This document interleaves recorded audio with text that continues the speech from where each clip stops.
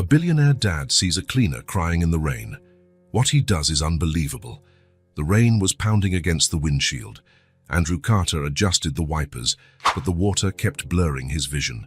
The streets were almost empty, with only a few cars moving slowly down the wet avenues. The sound of the storm filled the late afternoon silence. In the back seat, Chloe was playing with a teddy bear, her blonde hair falling over her shoulders. She was 6 years old and had clear blue eyes that always noticed things adults ignored. Her school uniform was still pristine, even after a full day at school. "Daddy, why is it raining so much?" she asked, pressing her face against the foggy window. "Sometimes it just happens," Andrew replied, focused on the road. "We'll be home soon." Traffic was slow. Andrew drummed his fingers on the steering wheel, thinking about the day he had ahead at the office. There was always something urgent, always an important meeting. A businessman's life never stopped, not even when it rained. He sighed, tired from another busy day. Chloe continued to stare out the window. The city lights reflected on the wet pavement, creating a colorful spectacle that fascinated her. She enjoyed car rides with her dad, even when he was lost in quiet thought. "Daddy, someone is over there." Andrew looked in the rearview mirror. Chloe was pointing to something on the right side of the street. "What did you see?" "A woman. She's sitting in the rain." Andrew slowed down and looked in the direction his daughter was pointing. There was a bus stop a few feet ahead, but that's not what Chloe was looking at. On the sidewalk, under a flickering streetlight, a woman was sitting on the wet curb. Her blonde hair was matted to her face by the rain, and she was hugging a small, worn suitcase as if it were the most precious thing in the world. Her shoulders were trembling, but it didn't seem to be just from the cold. "Daddy, stop the car," Chloe said, in the serious voice of a worried child. "Chloe, we can't stop for every person on the street." "But she's crying." Andrew stopped at a red light and took the opportunity to get a better look. The woman was wearing a dark blue uniform, crumpled and soaked. An ID badge hung from her chest, swinging in the wind. She didn't seem to be waiting for anything, just sitting there, letting the rain fall on her. "She needs help," Chloe insisted. The light turned green, but Andrew didn't accelerate. Other cars honked and drove past him. Chloe was right. It wasn't normal for someone to be sitting in the rain like that. "All right," he sighed, turning on his hazard lights. Andrew parked near the woman and rolled down his window. The rain immediately came into the car. "Excuse me." "Are you all right?" The woman slowly lifted her face, as if the movement hurt. Her clear green eyes were red and swollen, and it was impossible to tell if the streaks on her pale cheeks were tears or rain. She looked at Andrew with genuine surprise, as if she had forgotten that other people existed in the world. For a moment, she didn't seem to recognize that someone was speaking to her. She began, but her voice was hoarse. Andrew turned off the engine and got out of the car. The rain hit him instantly, soaking his shirt in seconds. He approached the woman, keeping a respectful distance. "Did something happen?" "Can I help?" She wiped her face with the back of her hand, a useless gesture in the downpour. "I got fired," she said, barely audibly. "Today, I have nowhere to go." Andrew looked at the wet ID badge. Sarah Brooks, housekeeping, the Grand Plaza Hotel. The uniform was immaculate, despite being soaked. She seemed to have taken good care of her work clothes, even after losing her job. "Do you live far from here?" Sarah shook her head slowly, a gesture of total defeat. "I used to live at the hotel, staff room in the basement. They gave me an hour to grab my things and leave." She clutched the suitcase tighter against her chest. Andrew imagined that inside were all her worldly possessions. A few clothes, maybe a photo, items that fit into a small suitcase and represented a lifetime. From the car, Chloe was watching everything intently. She had rolled down the window and could hear part of the conversation. "Daddy," she yelled, "invite her to come with us." Andrew turned to his daughter, surprised. Chloe had her face pressed against the window, her blue eyes filled with childlike determination. Sarah also looked at the little girl. For an instant, something changed in her expression. It was as if she had forgotten that children existed. Andrew ran a hand through his wet hair, thinking quickly. Taking a stranger home wasn't exactly what he had planned to do that night. But there was something about the whole situation that bothered him. No one should be sitting in the rain with nowhere to go. "Come with us," he said, without thinking much. Sarah blinked several times, as if she hadn't understood. "What?" "You can't stay here in the rain. Come with us, at least until it stops raining." "I can't accept that. You don't even know me." "So what?" Chloe yelled from the car. "We can get to know you now." Andrew smiled at his daughter's simple logic. "She's right. We're not going to leave you here getting soaked. Come on." Sarah looked at him, then at Chloe, then at the suitcase in her arms. There was suspicion in her eyes, but also something that looked like hope. "Why would you do this?" Andrew shrugged. "Because it's the right thing to do." The rain continued to fall, harder now. Sarah slowly stood up, her legs trembling after sitting on the wet ground for so long. She held the suitcase carefully and took a few steps toward the car. "Are you sure?" she asked one last time. "I am," Andrew replied, opening the back door. Sarah got into the car, soaked and shivering. Chloe immediately took off her pink jacket and offered it to her. "So you don't get cold," the little girl said. Sarah accepted the jacket and placed it over her shoulders. For the first time, a small smile appeared on her face. "Thank you," she whispered. Andrew got back into the driver's seat, all wet himself. He turned on the heater and looked in the rear-view mirror. Sarah was sitting motionless, still clutching the suitcase, as if she couldn't believe she was dry and safe. "What's your name?" Chloe asked. Sarah Brooks." "I'm Chloe, and this is my daddy, Andrew." Sarah nodded, still a bit in shock. Andrew started the engine and drove back onto the road. In the rearview mirror, he saw the relief in Sarah's eyes. It was as if she had been holding her breath for hours and could finally breathe again. "Where are we going?" Sarah asked in a small voice. "Home," Chloe answered before her dad could. "You'll like it. We have hot chocolate." Sarah closed her eyes for a moment, as if to make sure this was real. When she opened them again, there were tears, but this time they weren't from despair. It was as if a door that had been closed for a long time had suddenly opened. The rain continued to beat against the windshield, but inside the car, there was something different now. 3 lives that had been completely separate just a few minutes ago were now connected by a simple act of kindness. The air seemed lighter despite the storm outside. Andrew drove in silence, but his mind was no longer on tomorrow's commitments. He thought about the woman in the back seat, about how life could change in an instant, and about how his 6-year-old daughter had taught him a lesson he had almost forgotten.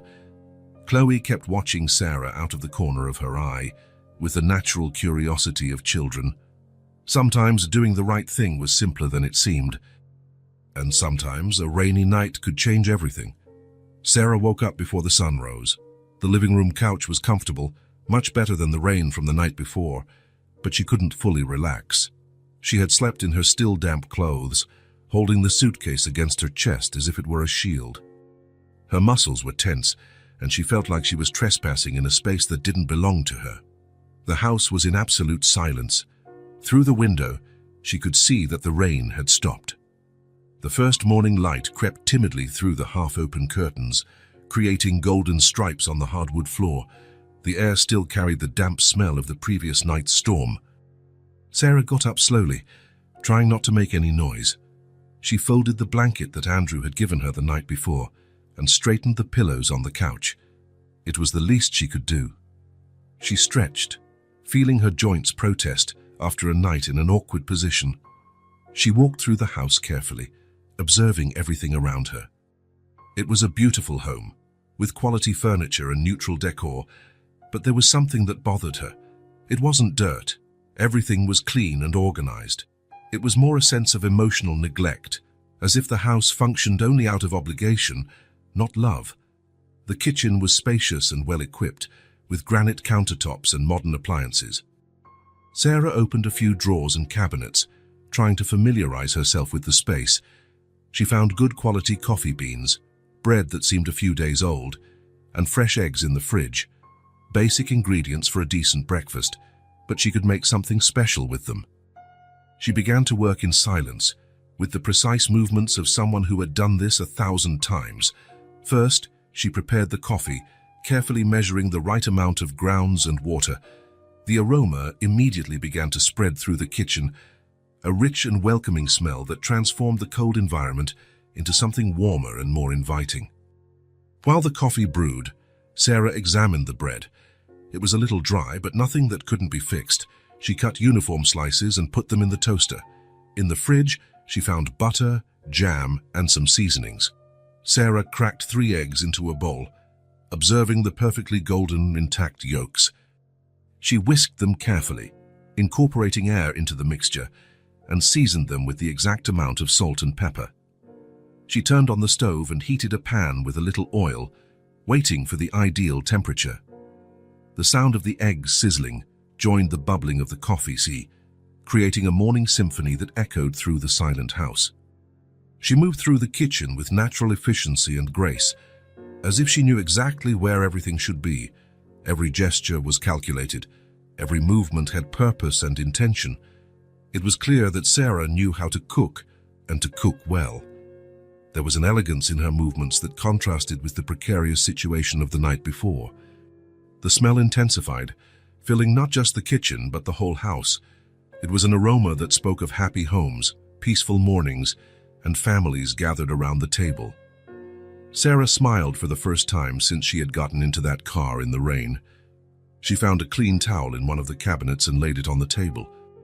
It wasn't anything fancy, just a light blue towel, but it transformed the table immediately. She looked for plates and silverware, setting 3 places carefully. In the backyard, through the kitchen door, Sarah saw some wildflowers growing untended. She quickly went out and picked a small bouquet, nothing fancy, just yellow and white flowers that brought color and life. She put them in a glass of water in the center of the table. Sarah was finishing arranging the eggs on the plates when she heard footsteps coming down the stairs. She turned, nervous. What if Andrew had changed his mind?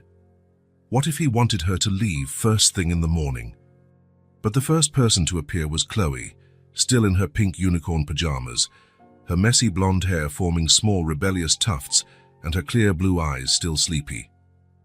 The little girl stopped at the kitchen door, blinking several times like a small owl, as if she couldn't believe what she was seeing. She rubbed her eyes with the back of her small hands. "Wow," she said, her eyes wide as a smile lit up her face. "That smells so good. It smells like a restaurant." Sarah smiled, feeling a huge sense of relief and a warmth in her chest that she hadn't felt in a long time. "Good morning, Chloe. I made breakfast. I hope you like it. Did you sleep well?" "I did," Chloe replied, still admiring the transformation.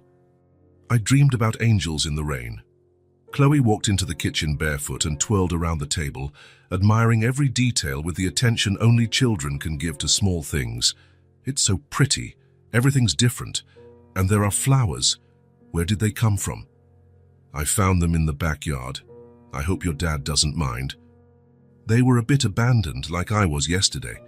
"He'll love it," Chloe said, climbing onto her chair with a child's natural agility. "We never have flowers on the table, or coffee that smells like this." Sarah poured a small cup of coffee with a lot of milk for Chloe and placed the plate with eggs and toast in front of her. The little girl took the first bite and her eyes lit up. "This is delicious. How did you learn to cook like this?" "My mum taught me when I was little," Sarah replied, sitting next to Chloe. "She used to say that food made with love tastes different." "It's true. I can taste the love," Chloe said, as serious as only children can be. They ate in silence for a few minutes. Sarah watched Chloe, noticing how the little girl had good manners but also an adorable spontaneity. It was clear that Andrew had raised her well. "Do you have kids?" Chloe asked suddenly, with a child's typical bluntness. Sarah swallowed hard, feeling a lump in her throat. It was an innocent question, but it touched on deep wounds that had not yet fully healed. "No, I don't." "Why not? You'd be a really good mom. You make good coffee and you're pretty." "Sometimes things don't happen the way we plan," Sarah replied carefully, choosing her words. "Life is full of surprises, some good, others not so much. Chloe nodded, as if she perfectly understood the complexity of adult life, even at 6 years old. My daddy says my mommy went to heaven when I was a baby.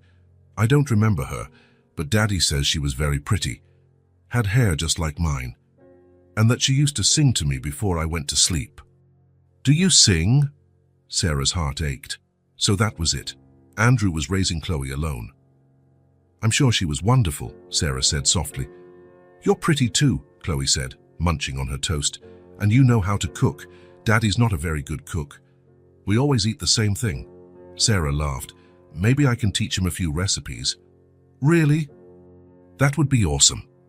The footsteps on the stairs became more audible. Andrew was coming down. Sarah quickly got up, nervous again. Andrew appeared at the kitchen door wearing a dress shirt and tie, clearly getting ready for another day at work. He stopped abruptly when he saw the scene. The set table, the flowers, the smell of fresh coffee, his daughter smiling while eating a real breakfast. Good morning, he said, still processing the transformation. Good morning, Mr. Carter, Sarah replied formally. I made breakfast, I hope you don't mind. I found the ingredients in the kitchen. Andrew looked around, clearly impressed. The same old kitchen seemed completely different. There was life there, a human warmth he hadn't felt in a long time. Of course I don't mind, he said, sitting in the third chair. In fact, I don't remember the last time I had breakfast at home. Sarah served him coffee and placed a plate with eggs and toast in front of him. Andrew took the first bite and closed his eyes, savoring it. This is excellent, he said, sincerely. Do you cook professionally? Not anymore, Sarah answered, looking down. But I've always loved to cook. Daddy, Sarah said she can teach you recipes, Chloe interrupted, excited. Andrew smiled at his daughter, then at Sarah. It would be an honor to learn. They continued eating, and gradually the conversation flowed more naturally. Chloe talked about school. Andrew mentioned a few things about work, and Sarah listened to everything with genuine attention. Can I help with the dishes? Chloe asked when she finished eating. Of course, Sarah replied. You can dry the plates. Andrew finished his coffee and looked at his watch. He always left for the office early, but he was reluctant to leave that warm atmosphere. I need to go to work, he said, getting up. Sarah, is there anything you need today? Anywhere you need to go? The question hung in the air. All three of them knew Sarah had nowhere to go. I can take care of the house, she said, in a low voice. Clean, organize. It's the least I can do after your kindness.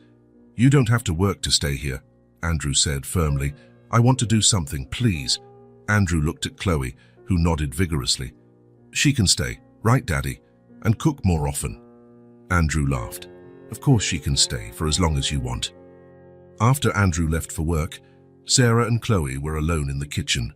The little girl helped wash the dishes, talking non-stop about everything and nothing. Want to help me tidy up the house? Sarah asked. Yes, I'll be your assistant. They started in the living room. Sarah noticed that, although it was clean, the house lacked life. The cushions were all perfectly aligned, but without personality. There were no personal objects scattered around, no mess that indicated people actually lived there. Sarah began to rearrange the cushions, mixing colors and textures. Chloe watched her with fascination. Why are you doing that? To make it cozier, Sarah explained. A home needs to look like happy people live in it. They moved a few pieces of furniture, creating more intimate spaces. Sarah found some books scattered around and arranged them more naturally. Chloe brought some of her drawings from school, and Sarah put them on the refrigerator with magnets. By late morning, the house was transformed. It wasn't a drastic change, but there was something different in the air. The house was breathing. Chloe threw herself onto the couch, admiring their work. It's so much better this way, she said. The house looks happy. Sarah smiled, sitting down next to her. Houses get happy when the people who live in them are happy. Do you think my daddy will like it? I'm sure he will. When Andrew got home that night, carrying his briefcase and with the typical exhaustion of a busy day, he stopped at the living room door and stood in silence for a long moment. The house was physically the same, but completely different in essence. There was something intangible in the air, a sense of home that he hadn't felt in years. It was as if the house had gained a soul. Chloe ran to him with contagious energy, her eyes shining with excitement. "Daddy, look how pretty it is. Sarah and I tidied everything up. And she knows how to make different eggs, and the flowers on the table are beautiful, and the house is happy." Andrew looked around once more, observing every small change carefully. The purposefully messy cushions, the softer light, the repositioned small objects. Then his eyes turned to Sarah, who was in the kitchen drying her hands with a dish towel, watching his reaction with a mix of hope and anxiety in her eyes. "It's perfect," he said, and his voice carried an emotion he didn't expect to feel. Truly perfect. For the first time in a long time, Andrew Carter was coming home for real, not just returning to a place where he slept. A week had passed since the rainy night. The house's routine had completely changed, and Sarah felt more and more like a part of that small, welcoming family. It was Thursday afternoon when Chloe got home from school with her eyes shining with excitement. "Sarah? Sarah? Today is cookie day at school, but the teacher said we can make them at home too. Do you know how to make cookies?" Sarah was folding clothes in the living room, but she stopped immediately when she saw the little girl's excitement. "Of course I do. Do you want to make them now?" "Yes," Chloe shouted, dropping her backpack on the floor and running to the kitchen. Sarah laughed at the girl's contagious energy.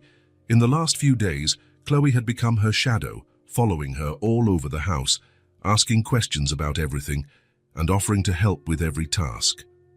In the kitchen, Sarah opened the cabinets, checking the available ingredients. "Let's see.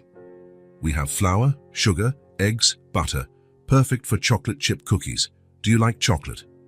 "I love chocolate," Chloe answered, climbing onto a chair to reach the counter. "Can I crack the eggs?" "You can, but be careful." Sarah taught Chloe how to crack the eggs without getting any shell pieces in the mixture. The little girl concentrated intensely, with her tongue sticking out, determined to do everything perfectly. "Is this good?" she asked, proud of the result. "It's perfect. Now let's mix everything together." They worked side by side, Chloe stirring the dough while Sarah added the ingredients in the right amounts. The kitchen was filled with flour and laughter when Chloe tried to throw the chocolate chips into the bowl, and half of them fell on the counter. "Oops," she said, laughing. "The chocolate ran away." "That's okay. We'll clean it up later," Sarah replied, helping to pick up the runaway chips. While the cookies baked in the oven, they decided to tidy up the living room. Chloe was full of energy and wanted to help with everything. "Sarah, have you always lived alone?" the little girl asked, helping to fold a blanket. "I have, yes." "For a long time. Wasn't it sad?" Sarah thought about the question for a moment. It had been sad, yes, but she had gotten used to the loneliness. "Sometimes.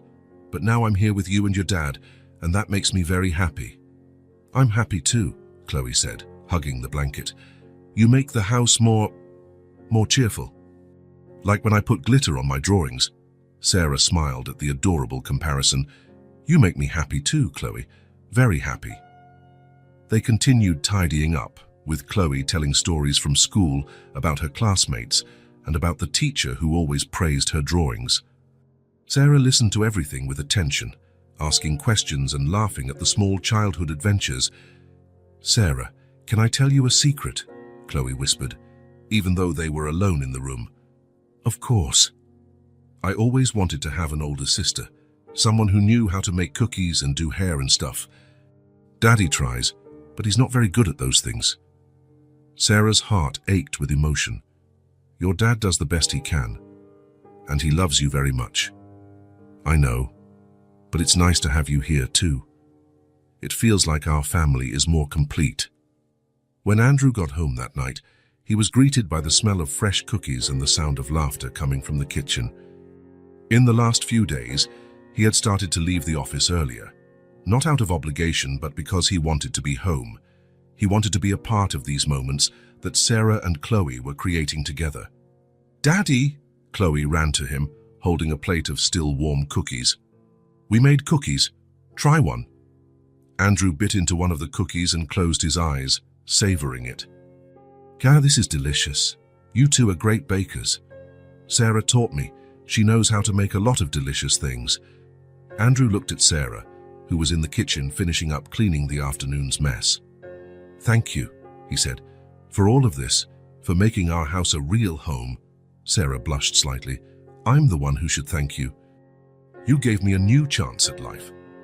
They ate dinner together at the kitchen table, a tradition that had started naturally.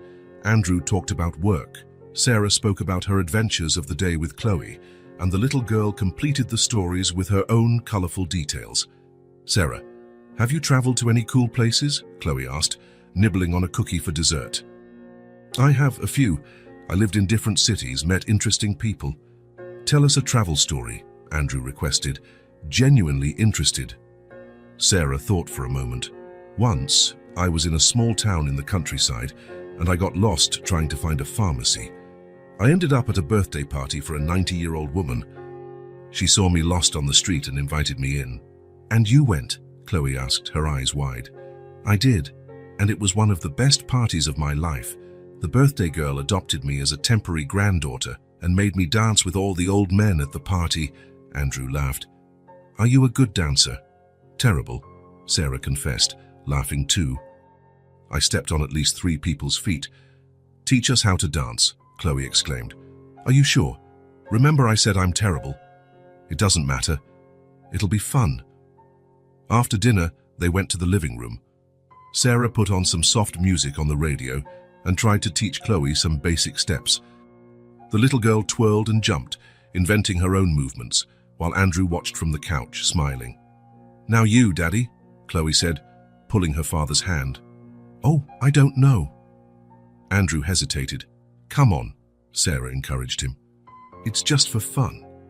Andrew got up a little awkwardly. Sarah showed him simple steps, and they danced slowly in the living room, with Chloe clapping and giving dramatic instructions. Daddy, you're stepping on Sarah's foot, she laughed. Now I understand why you stepped on those gentlemen's feet, Andrew said to Sarah, making her laugh. They continued dancing, laughing at their wrong steps and stumbles. It was silly, but there was something magical about that moment. 3 people who had barely known each other a week ago, creating memories that felt like they had always existed. When the music ended, they sat on the couch, still laughing. Thank you, Sarah said, looking at both of them. It's been a long time since I've had this much fun. We're the ones who should thank you, Andrew replied. You brought joy to this house, a joy I didn't even know was missing. Chloe snuggled between the 2 of them on the couch, yawning. Can we make cookies again tomorrow? She asked, and sleepy. Of course, Sarah answered, stroking the little girl's hair. We can make whatever you want. And are we going to dance again? If your dad doesn't break anyone's foot, Sarah joked. Andrew feigned indignation. Hey, I got a lot better in the last 10 minutes. They kept talking until Chloe fell asleep on the couch. Andrew carried her to her room, and when he came back, he found Sarah tidying up the dinner plates. Let me do that, he said. You don't have to. I like to help. They washed the dishes together in a comfortable silence. There was a natural intimacy in that moment, as if they had been a real family for years. Sarah, Andrew said, drying a plate. I want you to know that, that you can stay here as long as you want. Forever, if you wish. This is your home now. Sarah stopped washing the last glass and looked at him. Thank you, Andrew. That means more to me than you can imagine. You've done more for us in a week than... He stopped, searching for the right words. You've brought us back to life. Chloe is happier. I'm happier. The house is alive again. Sarah smiled, feeling tears in her eyes. You saved me that night. You literally saved me. And now you're giving me the chance to be part of a family again. They finished cleaning the kitchen, and Sarah went to her makeshift room in the living room. But before she lay down, she stood observing the silent house. There were photographs of Chloe scattered around, drawings from school stuck on the fridge, and toys organized with care.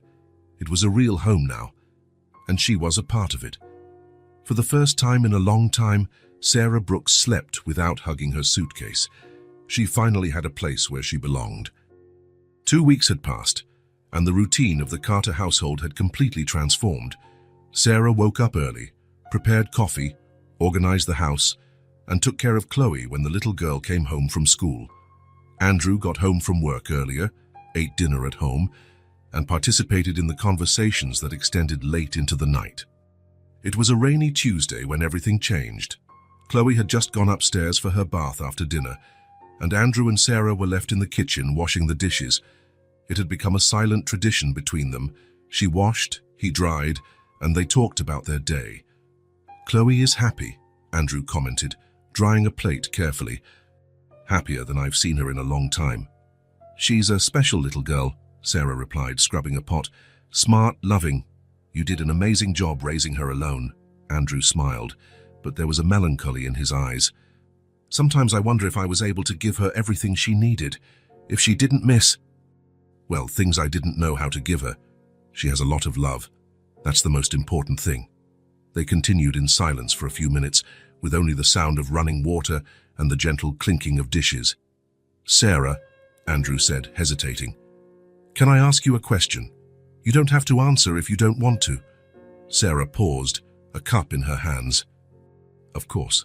Have you always worked in housekeeping? It's just, well, you have a different way about you, organized, efficient, as if you have experience in other areas." Sarah continued washing the cup, thinking about her answer. The moment she knew would eventually come had arrived. Andrew deserved to know the truth. "No," she said, simply. "Not always." Andrew waited, realizing there was more to hear. Sarah rinsed the cup and placed it in the dish rack. Then she turned to him, leaning against the sink. "Before I worked at the hotel, I had a very different life. I was a logistics and business management consultant." Andrew stopped drying the plate, surprised. "A consultant?" "Yes. I had my own office, a small but competent team, important clients. I helped companies optimize processes, reduce costs, improve operational efficiency." She spoke calmly, without drama, as if she were talking about the weather.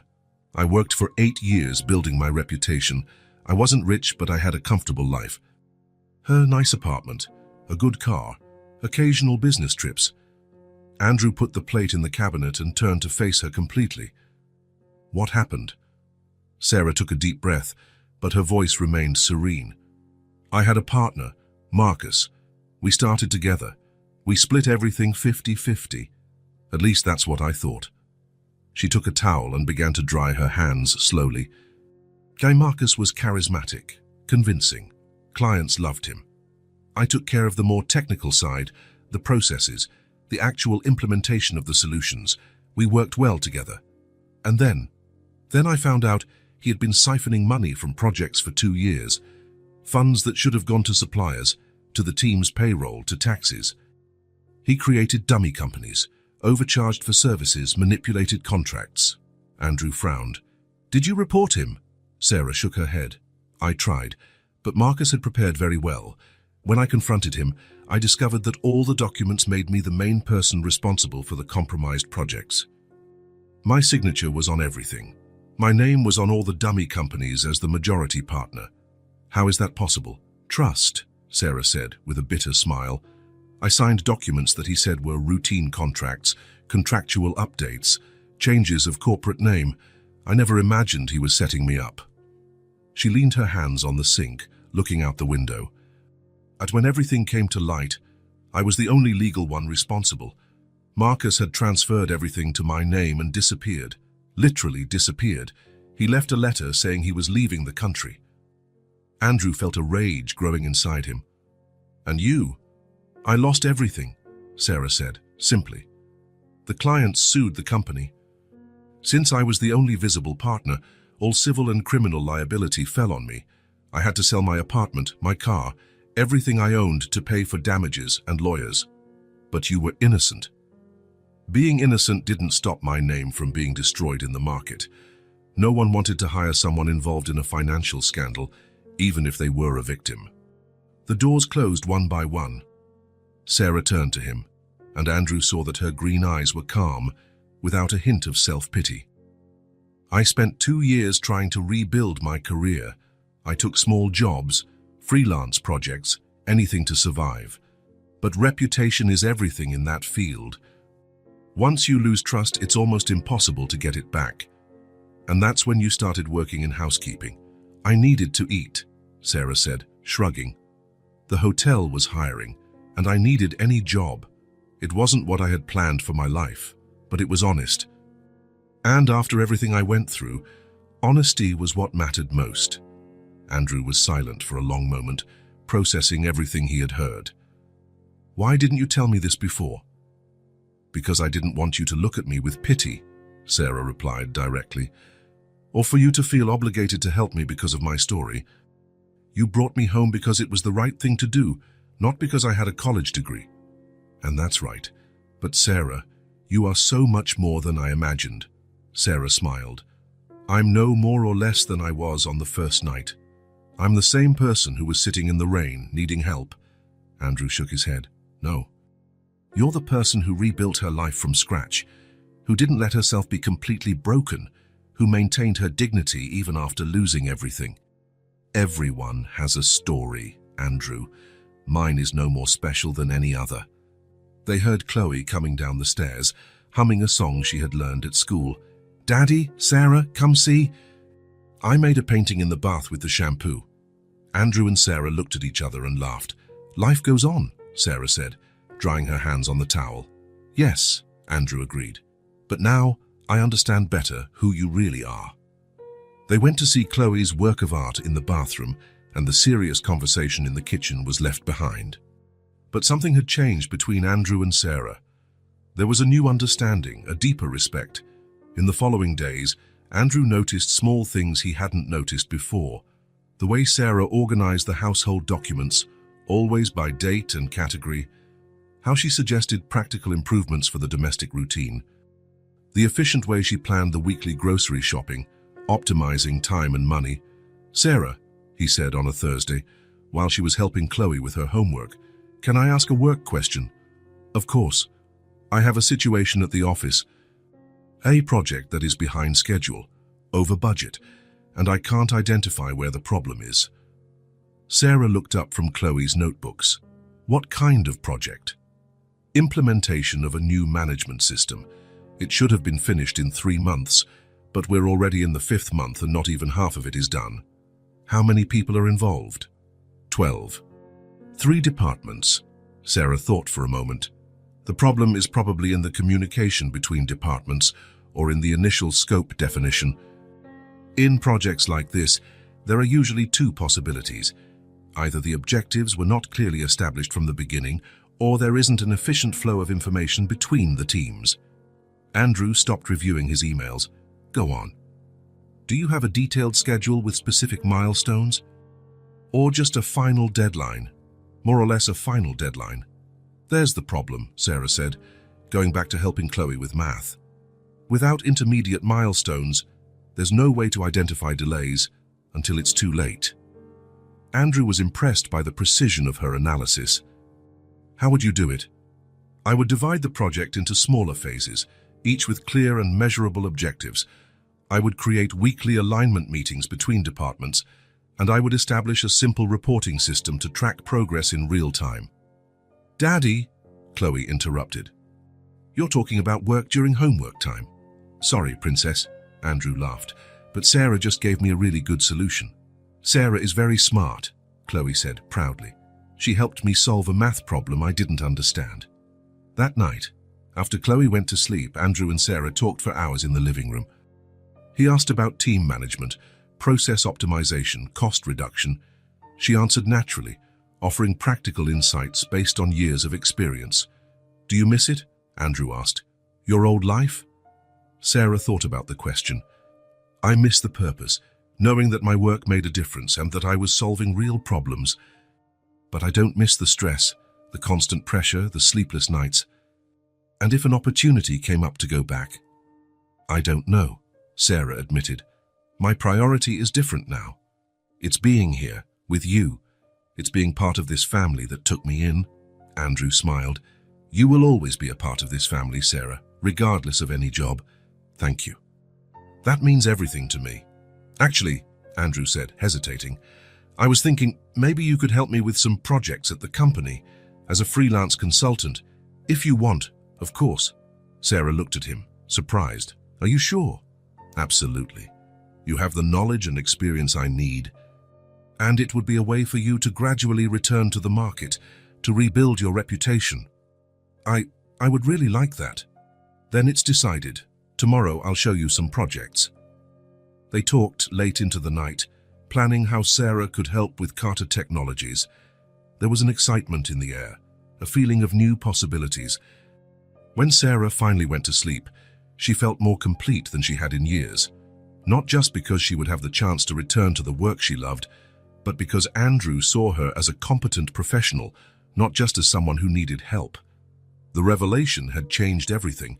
Andrew not only respected her as a person, he respected her as a professional. And that made all the difference in the world. The next morning, Sarah woke up earlier than usual, not because she was anxious, but because she was excited. For the first time in 3 years, she had real prospects for the future. And best of all, she wouldn't have to choose between her career and her new family. Andrew had found a way for her to have both. As she prepared breakfast, Sarah smiled to herself. Life had a strange way of coming full circle. Sometimes, losing everything was just the first step to finding something much better. That night, Andrew came home with a different expression. During dinner, he was visibly more cheerful than usual, with a contagious energy. "Did something good happen at work?" Sarah asked, noticing his change in mood. "You happened," he replied, smiling broadly. "What you discovered today is going to completely change the company's financial health." They were just some basic process observations. They weren't just observations.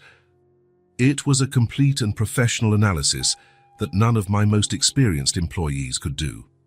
Chloe, who was playing with her food on the plate, looked up curiously. "Sarah really is the smartest," she said, proudly. "She helped me with math yesterday and explained it in a way that was super easy." "It's true," Andrew agreed, looking at Sarah with admiration. "Sarah is very smart." "You're exaggerating," Sarah said, blushing slightly. "We're not," Andrew insisted, "and I'm thinking of making a different proposal." "What kind of proposal?" "I want you to be more than an administrative assistant. I want you to be the company's internal consultant." Sarah almost dropped her glass of water, clearly surprised. "So what?" "You clearly have the necessary knowledge and experience. What you discovered today proves it without a doubt. The company needs someone to optimize processes, reduce costs, improve efficiency. It's exactly your area of expertise." "Andrew, think about it carefully.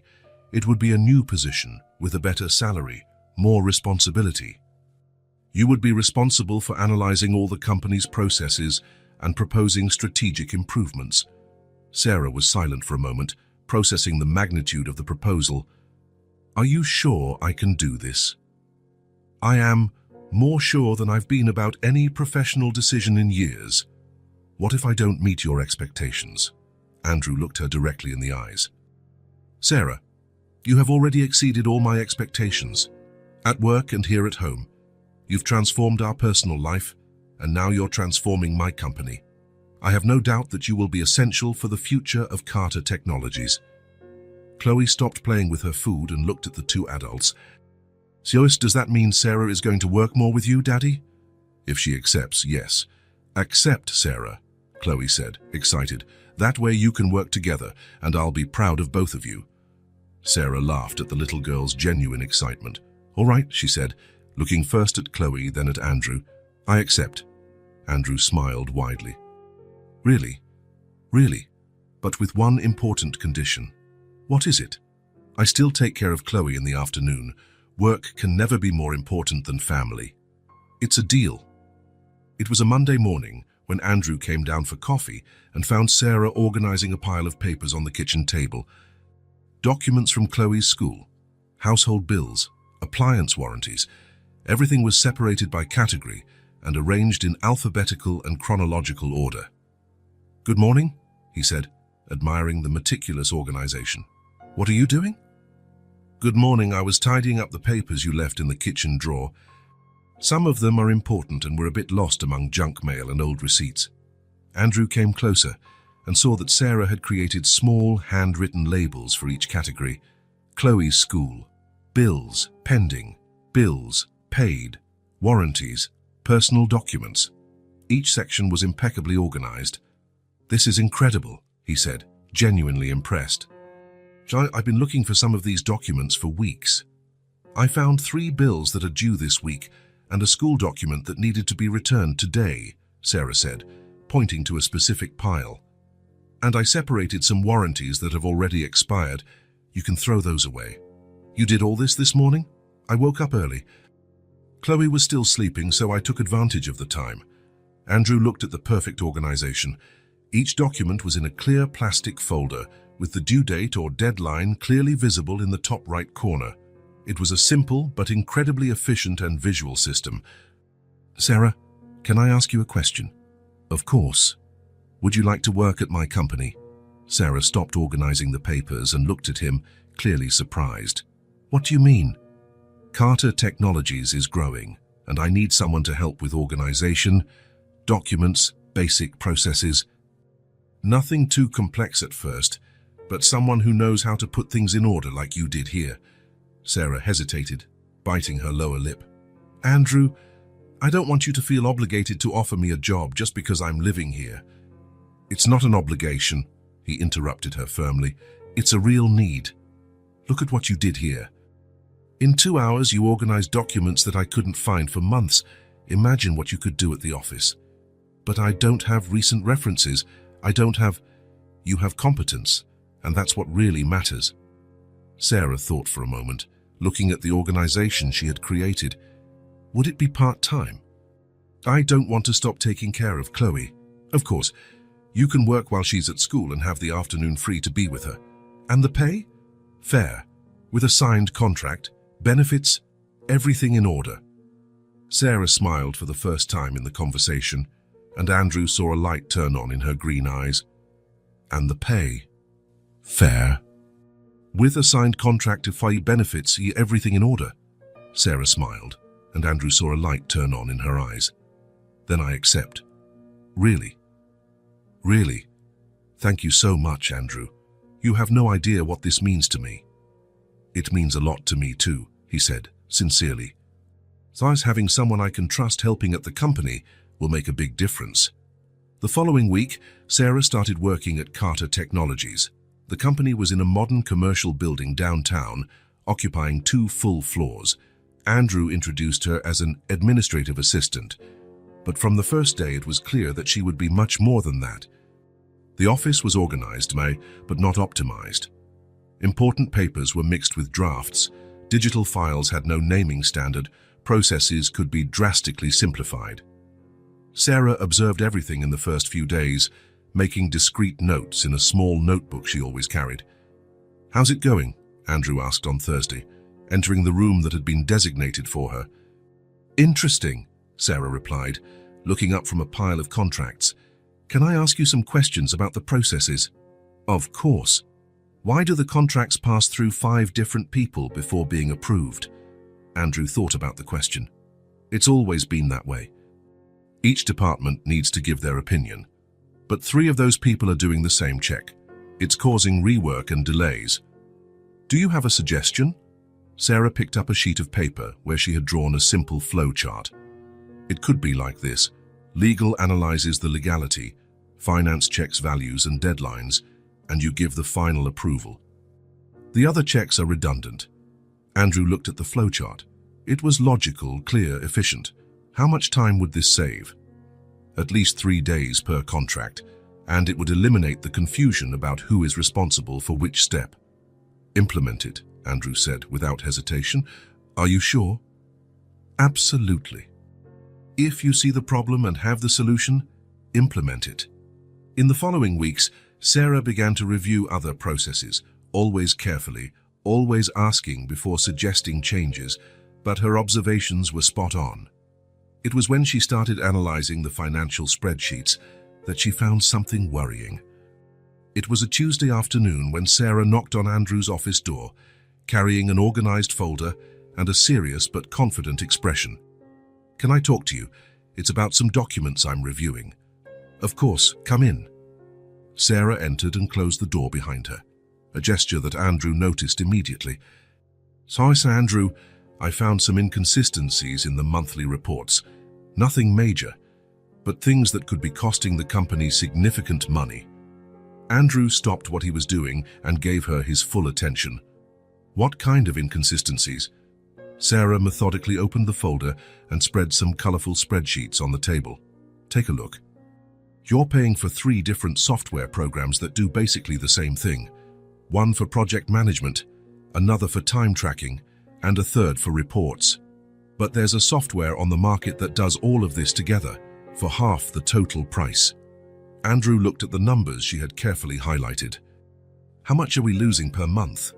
Approximately $3,000. Per year, that would be more than $30,000 that could be invested in growth. And there's more. Sarah turned a few pages, revealing more detailed analyses. Yes, you are outsourcing the office cleaning for $1,200 a month. But the company is sending 4 people to clean a space that 2 people could maintain perfectly in half the time. Andrew frowned, intrigued. How do you know that? Sarah smiled with a touch of irony. Experience in cleaning, remember? I know exactly how long it takes to clean each type of environment and how many people are really necessary. Go on. The phone contract is also overpriced. You're paying for 15 landlines that no one uses, I confirmed with the employees, and for a data package that is 3 times larger than what the company currently needs. Sarah continued to present her findings meticulously. Unnecessary contracts, processes that caused costly rework, suppliers who charged above market rate for basic services. In total, she said, showing a colorful and well-organized summary spreadsheet, the company could save about $8,000 a month just with these adjustments, without cutting staff, without reducing quality, just by optimizing existing processes. Andrew was silent for a long moment, studying every number she had prepared. But Sarah, that's a lot of money. It is. And they are simple problems to solve. Most of the contracts can be renegotiated. The software can be replaced gradually. Why didn't anyone see this before? Because when you're too deep inside the system, sometimes you can't see the problems. It's like the organization of your house. You get used to the mess and don't notice it anymore. Andrew leaned back in his chair, impressed. Do you have specific suggestions to solve each of these points? I do. In fact, I've already researched alternatives for most of them. I can present a detailed plan if you'd like. I want it. I definitely want it, Sarah smiled. Can I present it tomorrow? You can. That night, Andrew came home with a different expression. During dinner, he was more cheerful than usual. Did something good happen at work? Sarah asked, noticing his mood. You happened, he replied, smiling. What you discovered today is going to completely change the company's financial health. They were just some basic observations. They weren't just observations. It was a complete and professional analysis that none of my employees could do. Chloe, who was playing with her food on the plate, looked up. Sarah is the smartest one, she said, proudly. She helped me with math yesterday and it was super easy. It's true, Andrew agreed. Sarah is very smart. You're exaggerating, Sarah said, blushing. We're not, Andrew insisted, and I'm thinking of making a proposal. What kind of proposal? I want you to be more than an administrative assistant. I want you to be the company's internal consultant. Sarah almost dropped her glass of water. What? You clearly have the knowledge and experience. What you discovered today proves it. The company needs someone to optimize processes, reduce costs, improve efficiency. It's exactly your area. Andrew, think about it carefully. It would be a new position, with a better salary, more responsibility. You would be responsible for analyzing all the company's processes and proposing improvements. Sarah was silent, processing the proposal. Are you sure I can do this? I am. More sure than I've been about any professional decision in years. What if I don't meet your expectations? Andrew looked her in the eyes. Sarah, you have already exceeded all my expectations, at work and here at home. You've transformed our personal life and now you're transforming my company. I have no doubt that you will be essential for the future of Carter Technologies. Chloe stopped playing with her food. Does that mean Sarah is going to work more with you, Daddy? If she accepts, yes. Accept, Sarah, Chloe said, excited. That way you can work together and I'll be proud of both of you. Sarah laughed at the little girl's excitement. All right, she said, looking at Andrew. I accept. Andrew smiled. Really? Really, but with one condition. What is it? I still take care of Chloe in the afternoon. Work can't be more important than family. It's a deal, Andrew said, extending his hand. Welcome officially to the executive team of Carter Technologies. They shook hands, but there was more than a professional agreement in that gesture. It was the recognition that Sarah had found her place, not just as part of the Carter family, but as a competent and respected professional. That night, after Chloe went to sleep, Andrew and Sarah stayed in the living room planning the changes she would implement at the company. Thank you, Sarah said. For what?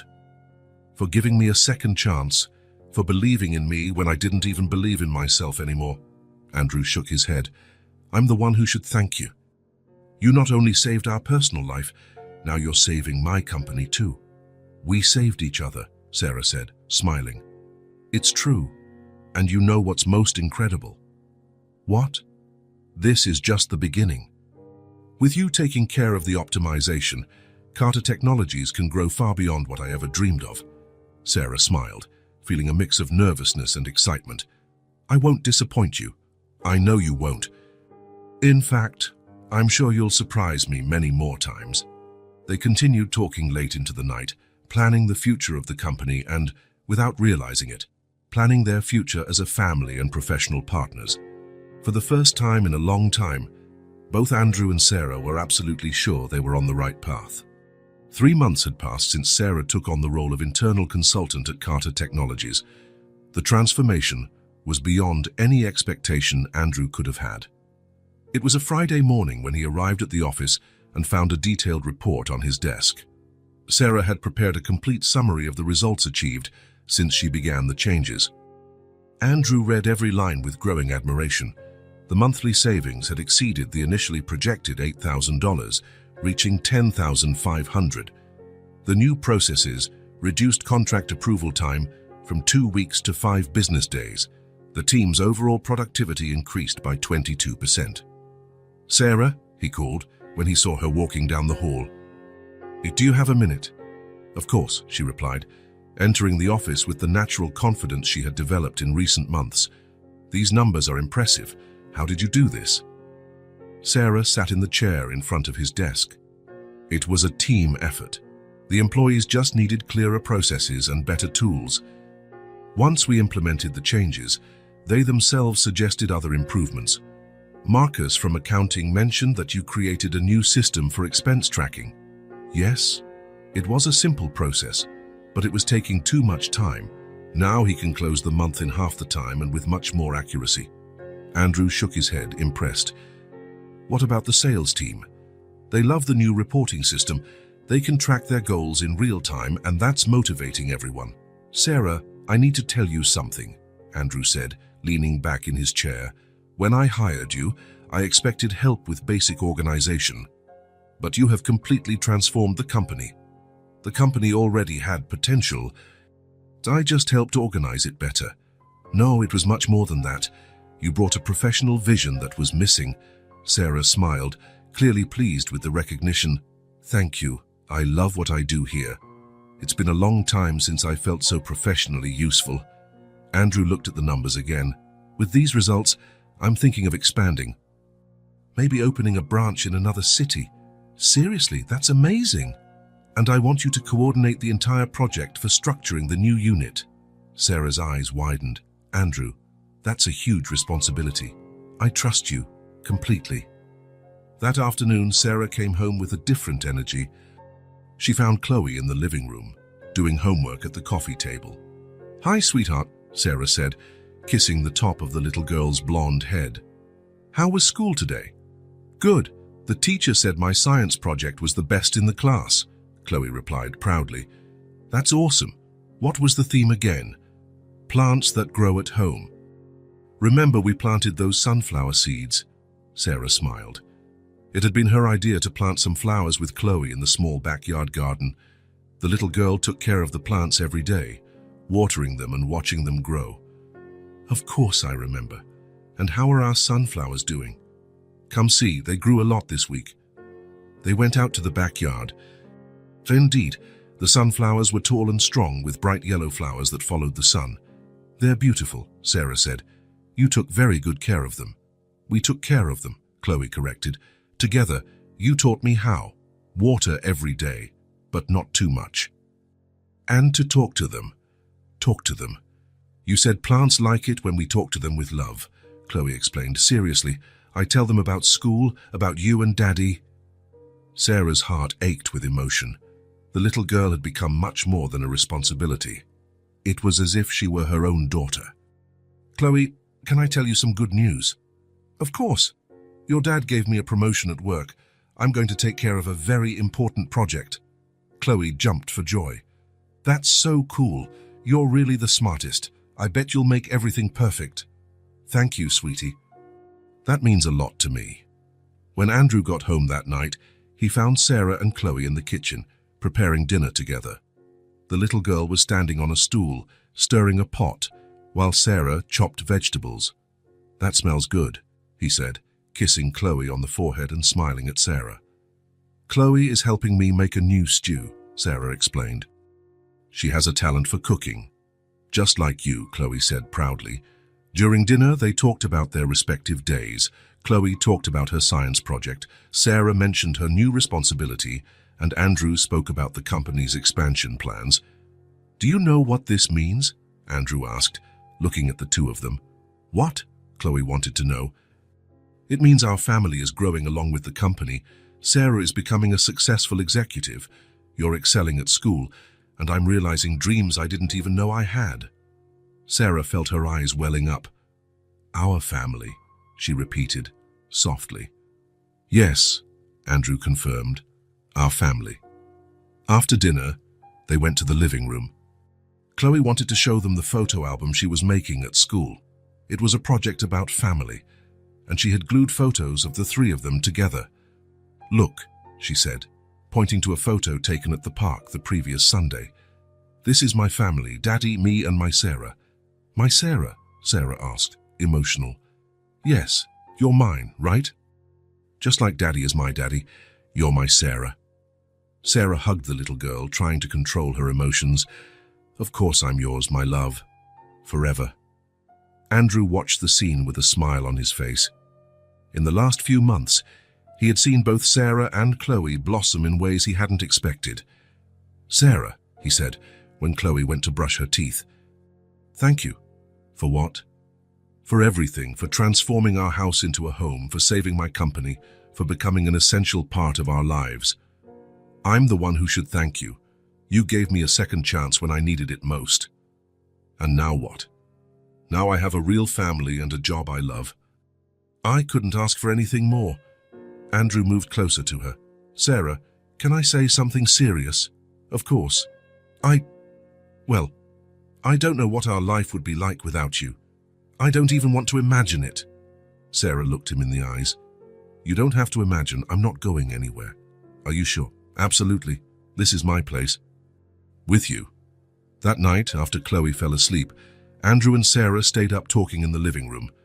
They talked about the future of the company, about the plans for the new branch, about how Chloe was growing.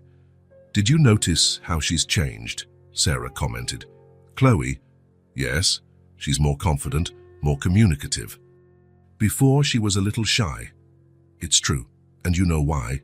Why? Because she has a mother figure now. Someone who teaches her things I didn't know how to teach, who gives her a kind of attention that only a woman can give. Sarah was silent for a moment. Andrew, I love that little girl as if she were my own daughter. She is your daughter. In all the ways that matter. And you? Me? How do you see me? As a work partner? As family? Andrew thought about the answer. Sarah, you are the most important person in my life after Chloe. You're my partner at work, my partner at home, my best friend, your family. Sarah smiled. Family. I like the sound of that. Me too. They sat in comfortable silence, each lost in their own thoughts. Outside, The wind gently rustled the trees. Inside the house, three hearts beat in harmony, united by bonds that had formed naturally, without haste, but with solidity. Life had changed for all of them. Andrew was no longer a solitary businessman struggling to balance work and fatherhood. Sarah was no longer a lost woman, without direction or purpose.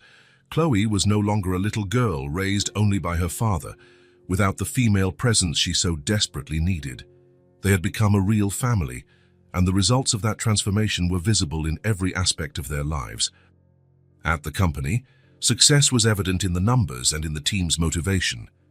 At home, happiness was palpable in Chloe's laughter, in Sarah's confidence, in Andrew's serenity.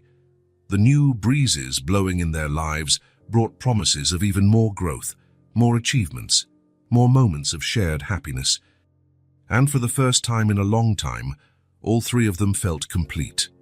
It was a Sunday afternoon when Sarah made the decision that would change everything. She was sitting in the backyard, watching Chloe play among the sunflowers they had planted together. When she realized something important, she was completely back on her feet. 6 months had passed since that rainy night. 6 months since Andrew had brought her home, soaked and lost. Now she had a stable job, a promising career, money saved. More than that, she had recovered her self-confidence, her dignity, her purpose. Sarah looked at the house that had become her home. Every corner held memories. The kitchen where she prepared coffee every morning, the living room where they talked late into the night, the couch where she had slept on the first nights. Everything was perfect, welcoming, full of love. But a voice in her head whispered a troubling question. How long would she be a guest? Andrew and Chloe treated her like family, that was true. But Sarah knew she had started there as someone who needed help. And now she was stable, independent. Maybe it was time to take the next step.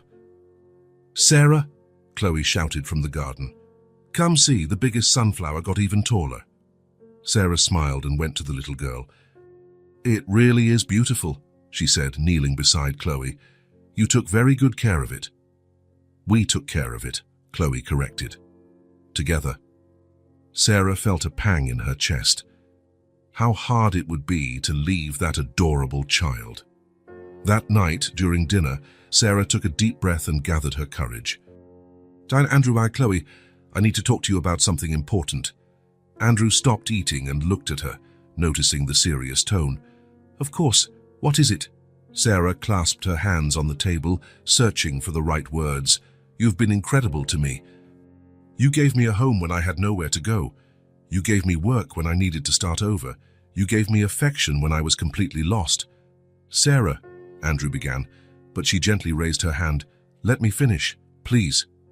Chloe stopped playing with her food and paid attention. "Thanks to you, I've rebuilt myself. I have a job I love, I have money saved, I have prospects for the future. I'm well again." "That's great," Chloe said, smiling. "That's awesome." "It is," Sarah agreed, but her voice was strange. "And so, I think it's time for me to live on my own." Silence fell over the table like a bomb. Andrew dropped his fork. "What?" "I need to have my own home, my own space. I need to prove to myself that I can live independently again." "But you've already proven that," Andrew said, confused. "Every day, at work, in the way you take care of Chloe, in the way you've transformed our life." "It's not the same thing," Sarah insisted. "Here I'm still someone you're helping. I need to be just myself, in my own place." Chloe looked from one to the other, trying to understand what was happening. "Sarah, you're not going to live with us anymore?" she asked, her voice small. Sarah felt her heart breaking. "No, sweetheart. I'm going to live in an apartment near here. We'll still see each other every day, at work, on weekends, but it won't be the same," Chloe said, and her blue eyes began to fill with tears. "No, it won't be the same," Sarah admitted, her voice faltering. Andrew was silent for a long moment, processing the information. "When do you plan to move?" "I already found an apartment. I can move next weekend." "So soon?" "The longer I wait, the harder it will be." Chloe got up from her chair abruptly and ran to Sarah, hugging her tightly. "Don't go," she cried. "You can't leave." Sarah hugged the little girl, feeling her own tears start to fall. "Chloe, love, you're part of us," Chloe sobbed. "You're my family." "Families don't break up." Sarah looked at Andrew over Chloe's head. He was pale, with an expression of loss she had never seen before. "Chloe is right," he said, in a low voice. "You're part of us." "You are my family too," Sarah said, stroking Chloe's blonde hair. "You always will be. But sometimes people need to grow. They need to have their own spaces." "I don't want you to grow," Chloe said, sniffling. "I want you to stay little here with us forever." Sarah laughed through her tears. "I'll always be here for you, even if I live somewhere else." "I promise." "Do you really promise?" "I promise." The days that followed were strange and tense. Sarah organized her few things. Andrew was quieter than usual, and Chloe alternated between periods of sadness and desperate attempts to convince Sarah to change her mind. "What if we buy a new bed for your room?" she suggested on Wednesday. "A really big, comfy one. My room here is perfect, sweetheart. And what if we renovate the kitchen? You always said you wanted an island in the middle. The kitchen is great as it is. And what if Daddy lets you choose the color of the living room wall?" Sarah smiled sadly. "Chloe, it's not about comfort or decoration. It's about me needing to have my own space, but I don't understand why. One day you will understand." At the company, Andrew tried to act normally, but Sarah could tell he was distant. Their conversations were limited to necessary professional matters. He no longer invited her to lunch, no longer stayed after work to talk. "Andrew," she said on Friday, "are you mad at me?" "I'm not mad," he replied, without looking up from his papers. "I'm just processing. I don't want our professional partnership to be affected by this." "It won't be," he guaranteed. "You're too good at what you do for me to let personal issues interfere." Sarah felt a pang of pain. The personal issues. Was that how he saw their relationship? Saturday morning arrived faster than Sarah had expected. She had hired a small moving company to take her things. 2 suitcases of clothes, a few books, a few personal items. It wasn't much, but it represented her independence. Chloe had been crying all morning. She refused to help with the packing and stayed in her room, hugging her teddy bear. "She'll be okay," Sarah said to Andrew as they waited for the moving truck to arrive. "She will," he agreed, but his voice was emotionless. "Andrew, I need you to understand." "I understand," he interrupted her. "You want your independence. It's your right. It's not just that." "Then what is it?" Sarah took a deep breath. "It's that I need to know if what we've built here is real, if it's based on choice, not on necessity." Andrew finally looked her in the eyes. "And you think it's not real?" "I don't know," Sarah admitted. "You brought me home because I needed help. Do you want me here because you choose to have me, or because you got used to my presence?" "Sarah, I need to find out who I am when I'm not the lost woman you saved in the rain." The truck arrived promptly at 9 in the morning. 2 men got out and started loading Sarah's things. It was a quick process. In half an hour, her whole life would be in boxes. Chloe ran downstairs when she heard the truck. "No," she screamed. "Don't let them take your things." Sarah knelt down in front of the little girl. "Chloe, look at me." The little girl looked at her with eyes red from crying. "I'm going to continue working with your dad. I'm going to continue taking care of you when he needs it. I'm going to continue coming here for dinner, to help with homework, to talk. The only thing that's going to change is that I'll sleep somewhere else. But I'm going to miss you at night. I'm going to miss you too. But sometimes we need to miss someone to realize how much we love them." The men finished loading the boxes. Sarah picked up her bag and looked at the house one last time. How many mornings had she woken up there? How many nights had she talked with Andrew in the living room? How many times had she helped Chloe with homework at the kitchen table? "All done," one of the men said. "Shall we go?" Sarah nodded. But before she could move, Andrew took a step forward. "Say, wait," he said. The men stopped. Chloe looked up, hopeful. Andrew looked at Sarah, and she saw something different in his eyes, something that hadn't been there in the last few days. "Sarah," he began, his voice slightly shaky, "can I say something before you go?" "Of course." When you came here that night in the rain, I thought I was helping a stranger. I thought it was a gesture of charity, something temporary. Sarah felt her heart speed up. But you changed everything. Not just our house, not just my company. You changed me. You made me realize that I had stopped living and was just existing. Chloe came closer and stood between the two of them, listening carefully. You brought life to our home. You brought purpose to my work. You brought joy to my daughter. And you brought meaning back to my life. Tears rolled down Sarah's face. Andrew, don't finish talking, he interrupted her gently. You said you need to know if what we have is real, if it's based on choice. So let me choose now, clearly, without any ambiguity. He took another step closer. Stay. Not because you need help. Not because we need help. Stay because I choose to have you in my life. Because Chloe chooses to have you as part of her family. Stay because what we've built together is real, it's valuable, it's love. The tears streamed down Sarah's face. Are you sure? Absolutely, Andrew said, extending his hand. Stay. Not for the job, but for us, for our family. Sarah looked at the extended hand, then at Chloe's hopeful face, then back at Andrew's sincere eyes. Dismiss the truck, she said, smiling through her tears. I'm staying. Chloe screamed with joy and threw herself into Sarah's arms. Andrew smiled, the first genuine smile she had seen in a week. Are you sure? He asked. Absolutely, Sarah replied, echoing his words. This is my home. You are my family, and you don't abandon family. The movers were dismissed. The boxes were unloaded. And in a few minutes it was as if the attempt to move had never happened. But something had changed. Yes. Sarah was no longer the lost woman who had been rescued in the rain. She was Sarah Brooks, consultant, member of the Carter family, woman who had chosen her place in the world, and her place was there, with them, forever.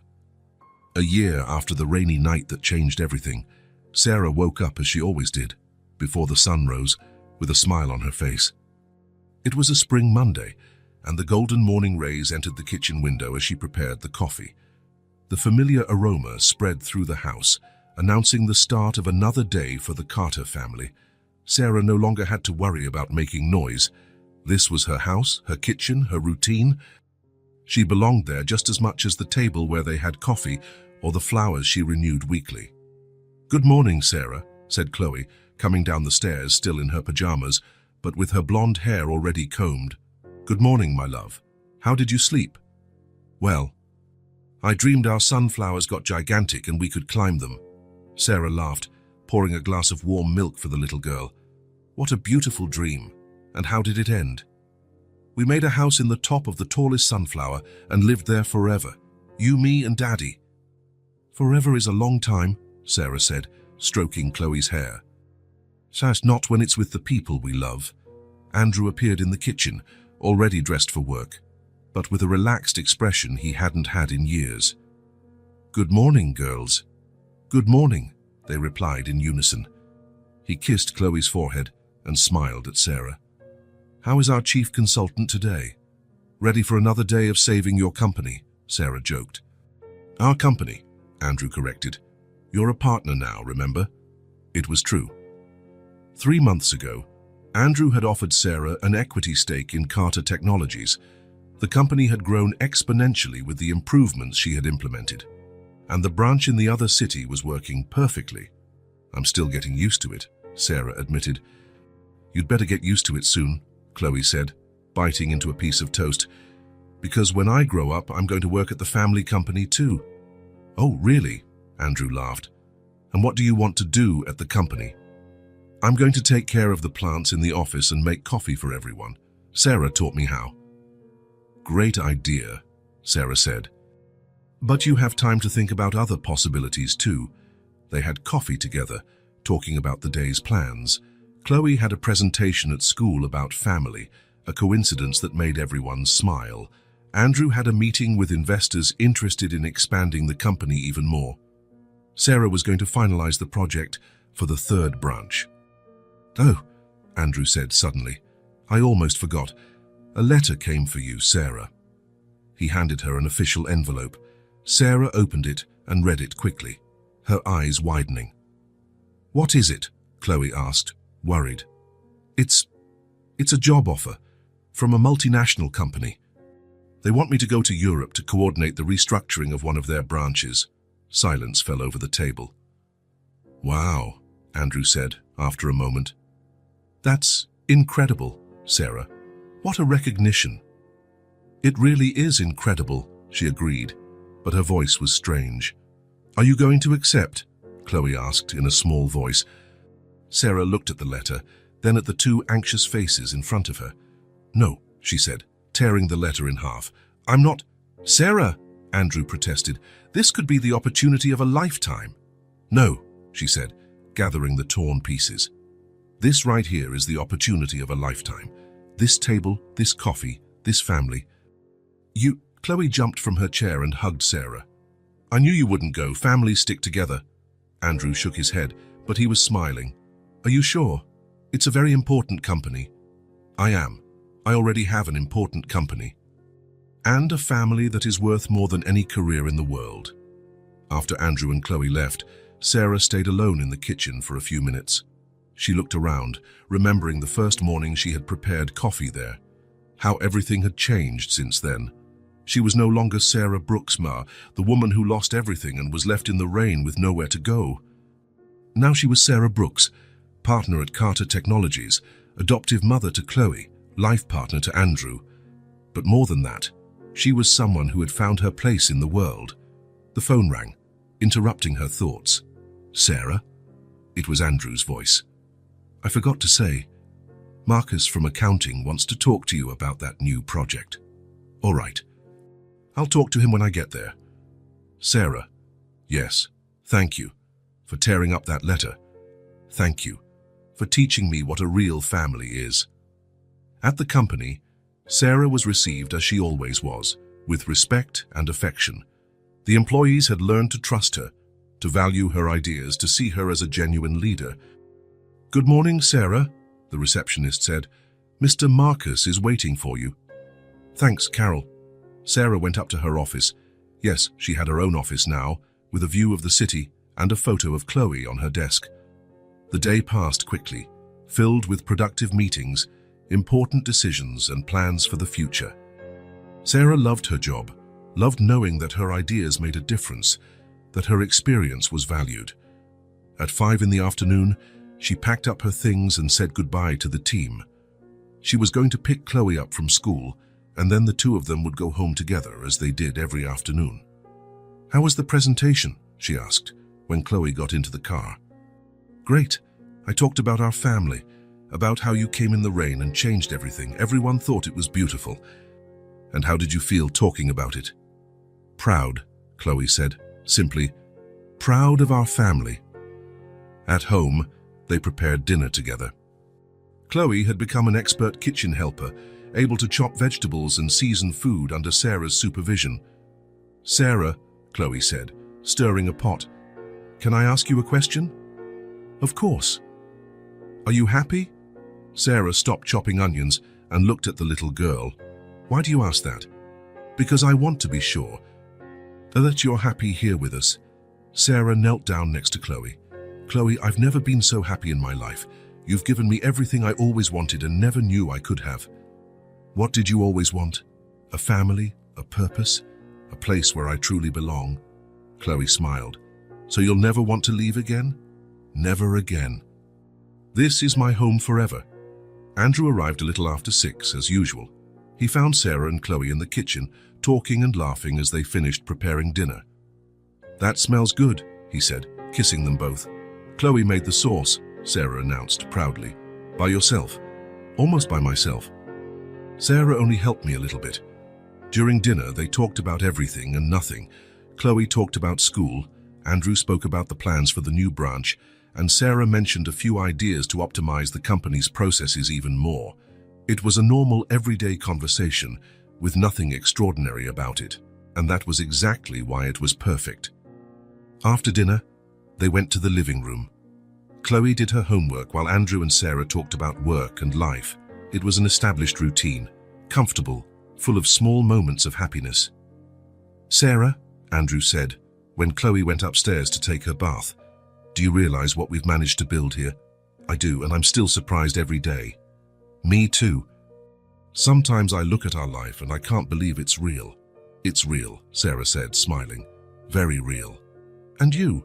Don't you regret turning down that offer?" "Not for a second. Andrew, I spent years chasing professional success, building a career, accumulating achievements. And in the end, I lost everything and was left empty." She looked around the living room at the family photos, at Chloe's drawings on the fridge, at the life they had built together. "Here I found something that is worth more than any professional success.